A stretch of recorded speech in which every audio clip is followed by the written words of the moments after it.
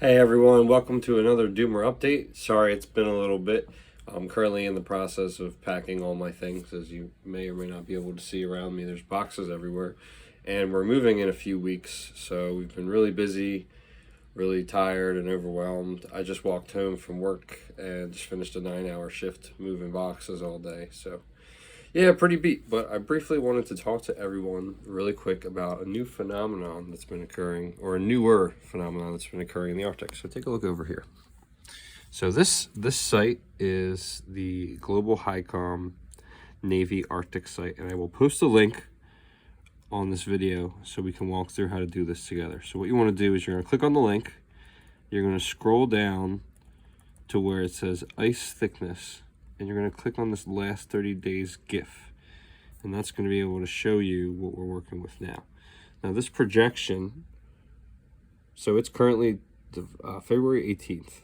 This projection runs 7 days after. Right now it stops at 6 because it hasn't updated for today yet. It does that at the end of the night.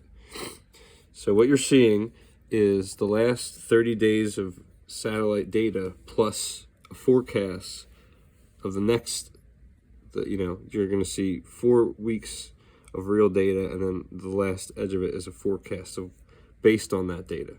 So what I want to bring your attention to is this part right here. Do you see how these currents are moving and the ice is kind of retreating? When you look on the opposite side, you can see that the ice is clearly gaining thickness and growing.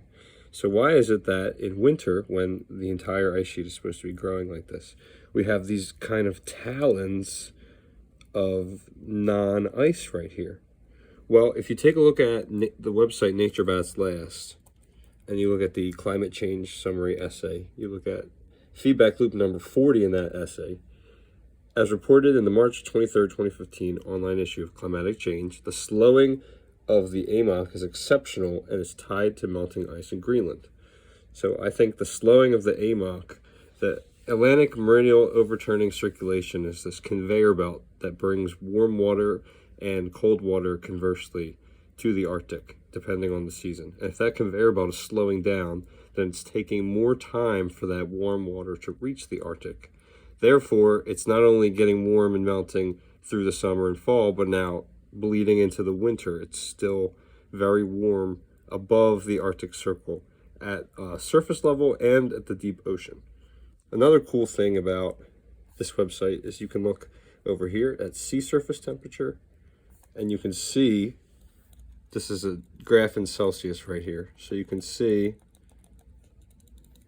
that warm water is above freezing and is peaking up that deep into the Arctic.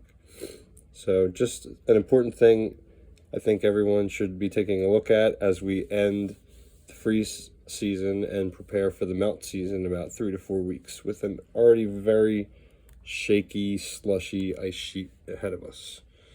Thanks for watching. If you liked it, subscribe and share to any Doomer friends that don't know about this stuff and may be interested, because this is directly going to impact how soon the blue ocean event occurs. I still think we're 50-50 for this year. We might get one, we might not. But the more this kind of stuff happens before the melt season, the higher the percentage I feel like there's going to be a blue ocean event this year, which would have monumental consequences for permafrost, melt, and methane coming out of all of this. All right, until next time, take care, everybody.